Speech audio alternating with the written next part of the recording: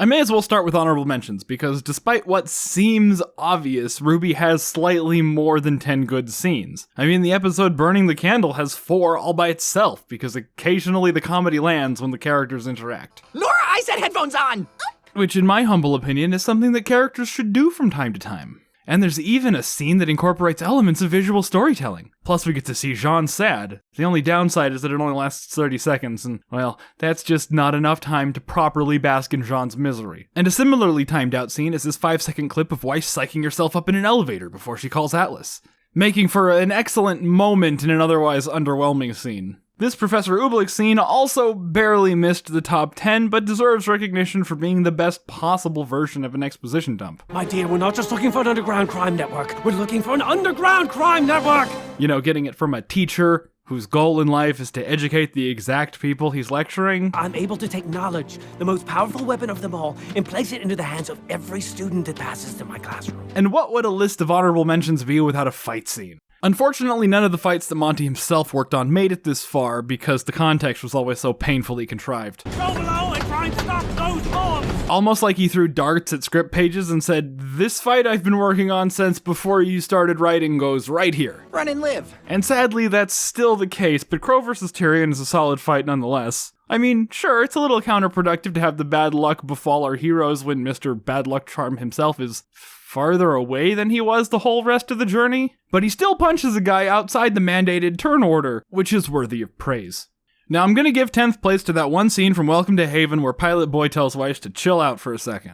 I don't think this is some token inclusion of Volume 5. I've always been one to give credit where it's due, and I acknowledge how hard they've been trying to give Weiss some sort of an arc. And taking a character who's been mostly defined by debilitating daddy issues and getting her to take no for an answer from someone who she's not biologically beholden to is a step in the right direction. Sorry, kid.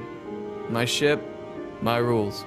9th place goes to RWBY and Jean's introduction from Shining Beacon Part 1. Remember that thing I said about comedy landing when the characters interact? When I get tired of carrying it, I can just put it away.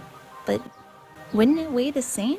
Yeah, it does. But why this scene over the Jean and Ren one from Volume 2? Well, I mostly just wanted an excuse to say that RWBY was a better character in select scenes from Volume 1. Because sometimes she had a distinct lack of social skills that came off as far more natural than everyone else's lack of social skills. Aren't you the guy that threw up on the ship? She says insensitive things, and when getting defensive doesn't work, she changes the subjects to weapons, something that she's a dork about.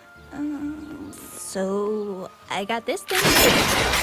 It's a really subtle disdain for humanity that she's showing, because she's at least willing to respond in kind when someone tries to be nice to her. Let's jump back to Weiss for 8th place, and that scene in Tipping Point where she's a bitch to a douche. Because it's one of the rare occurrences when we see someone have a genuine emotional response. Get out. What? But I haven't done anything. Leave! And it's made doubly satisfying by the fact that she just sang the most blatantly anti-Dynasty song to a room full of old money fuckwits and only one of them noticed what she was doing. And Weiss sicking her inner demons on this ignorant bitch who is berating Vale without even understanding that it was Atlas who failed their job of protecting them is some really smooth symbolism. Also, Ironwood is a badass. 7th place belongs to Yang's scene from Family, which I went on about for ages in my Volume 4 review. There are so many little subtle things about her body language, about her performance, about what she says and what she doesn't say. It was super apparent to me that you could see every Yang scene so vividly in your head. It's that moment when your teachers feel really awkward that they don't get your dad's sense of humor. Well, I guess you lost some brain cells along with that arm. I mean, when all of the adults in the room, with the exception of your horrible father, start to respect you because of your life experience. Miss Shaola Yang. And yeah, Tai is a lousy parent. And not only for the reasons I discussed in Volume 2. But the great thing about this arc is how Yang has become accustomed to feeling sorry for herself. I'm not feeling too great right now.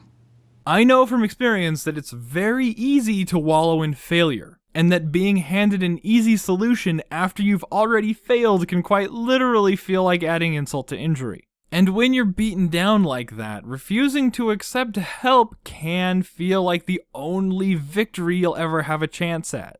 So you can really easily feel compelled to cling to it, even though that's really fucking stupid. This is normal now. And you just need to be told off. Whenever you're ready to stop moping and get back out there, I'll be there for you. and subsequently not given a chance to justify it to yourself. Fear is like any other emotion. For 6th place, we have another scene where Weiss gets an emotional interaction. So if you'll remember all the way back to 9th place, I said RWBY used to be a good character because she had this weird singular passion for weapons and fighting and huntressing to the exclusion of all other pesky things like people. It's like meeting new people, but better. Well, in the Emerald Forest Part 1, RWBY yells at Weiss for being shit. What was that? That should have been easy! And Weiss yells back because she's ignorant and superficial. If you had exercised even the slightest amount of caution with the placement of your strikes, I wouldn't have set the forest on fire! Oh my god, it's almost like you can pretend Weiss had an arc if you squint just right and pretend the scenes in Volume 1 happened in a different order. Cracking the top 5, we have Yang's scene from 2 steps forward, 2 steps back, which again I went on about for ages in my Volume 4 review, so you can watch that. But you know, Tai Yang does actually step up after this scene and keep his word. Let's get started. In the token great scene of this volume. What's your favorite scene to either write or act from Volume 4? I really like the scene where they're sparring because that was like a realization point for her.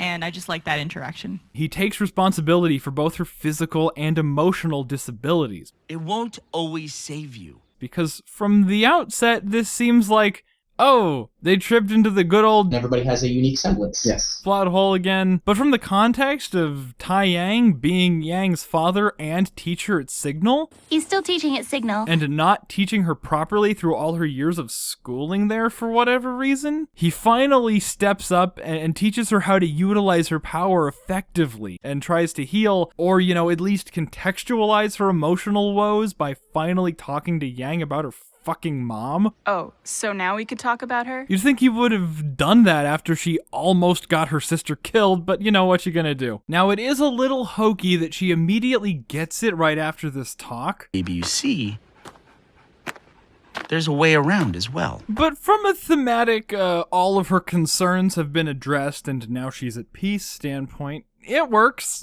You know. Spot number 4 goes to the Torchwick and Neo versus RWBY fight from Heroes and Monsters, which I talked about at length in my Volume 3 review. Here, RWBY, who has abandoned her team and has never been shown to work well with them despite being a leader, I have a plan.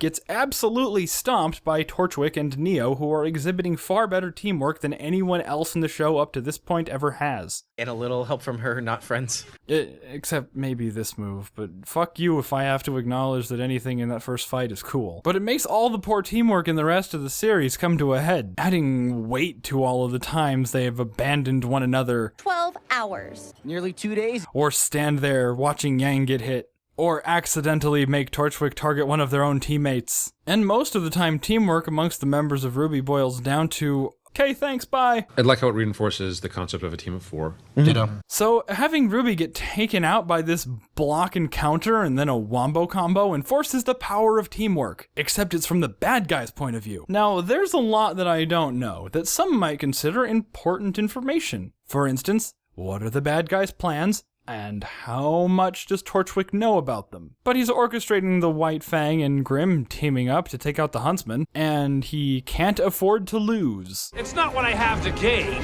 it's that I can't afford to lose. He calls RWBY the hero of Vale, mockingly, as if she doesn't know what she's standing in the way of. You are just determined to be the hero of Vale, aren't you? Which fits with her most consistent character trait. That's very ambitious for a child. Naivety. The people that hired me are going to change the world. Whether he's talking about the White Fang or Salem, I personally don't think matters much at this point. What is important is the character dynamic of someone who, I may be a gambling man, for lack of a better word, knows when to hold 'em, knows when to fold 'em, knows when to walk away and when to run, and someone who is unflappably idealistic on the opposite side of a conflict the audience has no way of understanding. The protagonist being defined by childish optimism and the antagonist being defined by jaded calculation, and evil getting the upper hand both physically and ideologically, only for RWBY to turn the tables with a cheap, underhanded trick that's actually pretty funny. You've been Mary Poppins. Mary Poppins out.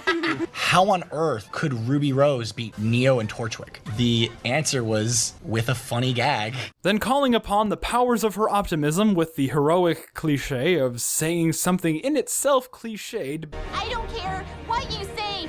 I will stop you. Before pulling a victory out of her ass only to be met with a blast to the face and a pummeling. Again, Ruby meeting a dirty trick with another dirty trick, kicking Torchwick in the knee. Every word Torchwick says during this beatdown is solid gold. You got Spirit Red, but this is the real world! Unfortunately, the real world isn't the same as a fairy tale. You want to be a hero? Then play the part and die like every other huntsman in history! Well, you can't spend your entire life on the battlefield, even if you may want to. The real world is cold! The real world doesn't care about spirit! His tirade about how cold and uncaring the world is culminates with his sudden and random out-of-nowhere death. That proves beyond a shadow of a doubt that the real world is cold and uncaring. It doesn't even care about who earned the victory the hard way. I love this scene so much that I don't even care that Ruby, who is supposed to be awful without her scythe... She sucks without her weapon. No, it's a crutch. Ruby ain't all that when she doesn't have her weapon. Yeah, that was one of the very first things, right? Kicked 2 giant Grimm to death without it. This confrontation ended in such a way that Ruby could have learned that Torchwick was right after all, because his death was the result of a cold, uncaring world. Somewhere in the darkness, the gambler, he broke even. But in his final words, I found an ace that I could keep. Or that his death was a result of the world being a warm and caring place that falls in line with Ruby's optimistic ideology, which makes it a massively important growth moment for Ruby whether she decides to learn anything or not. Third place goes to Winter's introduction from It's Brawl in the Family. Easily the funniest scene in the whole series, besides Birdie No. This scene serves as a great transition between the badass loner Ruby from Volume 1 and the nicer, more boring Ruby who was also from Volume 1, but at least now you can pretend that she was evolving into someone who was more considerate to her friends' feelings, while at the same time seeing so much of her old self in Winter that she understands why Weiss was drawn to her in the first place. Only a novice would refer to that as a victory. What was that? That should have been easy! And of course showing how they're still both bitches. How appropriately underwhelming. Thank you. I don't know if it was in the script, or if it was all from the performance, or a straight up ad-lib, but there is this long consideration of how she's gonna respond to some shit that she would have talked earlier that very same year. And she still shows off her antisocial side by attempting to mimic Winter's formality without really getting it. I will reconvene with you both at a later juncture! And there's also Weiss trying to balance expressing her genuine feelings with this programmed Atlesian artifice that she will soon realize is all bullshit. And you kind of get to see her veneer of false confidence crack again while Ruby stares at her like, bitch, she's your sister, what the fuck are you doing? This scene serves as a perfect midpoint for both hypothetical character arcs that could have been if the show was written better. And as a bonus point, it leads directly into one of the best fight scenes in the series. Sentient garbage. Which should probably be on this list, but you know, if you start watching this scene for whatever reason, just don't turn it off. Second place is essentially the entire episode, The Badge and the Burden Part 2, but especially that middle scene where Ozpin is talking to Ruby and Port is talking to Weiss. She wants to hit Ruby, so she jumps at the opportunity to fight in front of the whole class, which is ill-advised because she can't fight worth a crap, as has been established by previous episodes. Now, Ruby is aware of this weakness, so she encourages her and gets yelled at. Then Weiss gets hit, so Ruby offers helpful advice. Go for its belly! And then gets yelled at again. Stop telling me what to do! And what follows is really, really good writing. Weiss is projecting. What's wrong with me? What's wrong with you? And Ruby doesn't get it. Weiss, where is this coming from? See, this is excellent character shit going on right here. Weiss is a greedy, spoiled bitch who can't cope with not getting things exactly her way. That's not even remotely true. Well, not entirely true. And Ruby is a naive optimist who always sees the best in people. And she's confused and disillusioned when she fails to see any good in Weiss. So she's young and emotionally vulnerable, so Weiss's words have a profound effect on her. Is she right? And then Weiss gets a reality check. This is probably the first time someone in a position of power didn't really give a fuck about her feelings. Your exceptional skill on the battlefield is matched only by your poor attitude. Look at her eyes. I mean, she's surprised that someone would have the audacity to say that to her. And then he teaches her a valuable lesson about self-respect. Do you really believe that acting in such a manner would cause those in power to reconsider their decision? You see, Port wasn't just mindlessly praising her because she came from a rich family, or just mindlessly hating on her because she came from a rich family. He's giving her a fair appraisal based on his experience with her, and trying to help her improve herself. Kinda like what I'm doing for the whole series right now. Because the path she's going on right now is one of self-destruction, and ultimately detrimental to everyone around her. And she takes this message to heart and even tries to be nice. How do you take your coffee? I mean nice for real this time, not fake nice like last time. But see, it doesn't stop there. There's another little bit of character fluff. See, she asks Ruby about coffee, and then disappears for way less time than it takes to actually make a cup of coffee, and gives her one. And then you realize what actually happened there. See, Ruby and Weiss take their coffee the same way, and Weiss just gave her hers. So you think she's just being nice because Port told her to? And she probably is. But then after making the effort to reach out, she finds they actually have some common ground. So no matter how insignificant it is, it's still there.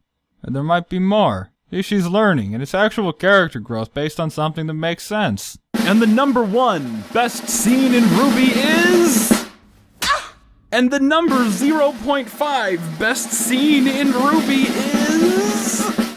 It's the dance scene from Burning the Candle, which I've talked about at length in my Volume 2 review. Next comes the scene that makes the whole volume, and unlike the scene that made the whole volume last time around, I actually think this one might matter beyond this one scene. A lot of stuff that's going on inside RWBY's head finally comes to light for the audience. And yes, this is just another scene of characters standing around and talking. That's all they ever do. But this time it actually works in context, and I'm on the fence about giving them credit for setting up a tonal juxtaposition, but maybe I could give them credit for consistently characterizing RWBY since episode 1. This scene works on a number of levels. Unlike every other time where characters just stand there and talk, this one is happening in a ballroom instead of a cafeteria, or a dorm room, or on the sidewalk, or in some other boring, pointless backdrop that adds no depth to the conversation taking place. In this ballroom, everyone else in the shot is dancing, and the visual dissonance is key, and also why having the shadow people wouldn't work anymore. This is a snapshot of RWBY's life and how it compares to everyone else's. And this would probably be a good time to see Yang with one of those quote-unquote friends of hers from episode 2. She's never seen with them again, and yet she's willing to abandon her sister in the quad for them. Abandon her sister just like her mom abandoned her when she was a baby. What the fuck? Have you no compassion, you fucking cunt?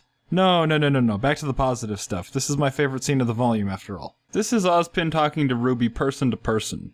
For some reason. I like to think it's because she reminds Ozpin of her mom. You have silver eyes. Or maybe it's because she reminds Ozpin of himself. Either way, I think this scene is subtly trying to reinforce the weight of her own mortality. This 46-second scene has 3 reiterations of the same point. He's trying to drill in the point that by choosing to be a huntress, she or people she cares about are going to die, as per the dying or teaching thing that I've been banging on about all video. And in a valiant attempt to appeal to RWBY's naivety and optimism, the very traits that are keeping her from getting the picture in the first place, he softens the denotation while hardening the connotation of the message with each attempt. Well, you can't spend your entire life on the battlefield, even if you may want to. Here he's directly telling RWBY that enjoying herself is a necessary part of life. But RWBY doesn't get it. Yeah, that lesson's been floating around a lot lately. And without dropping a beat, he repeats himself. Fighting and dancing aren't so different. Ozpin is comparing something RWBY wants to do with something everyone except RWBY wants to do,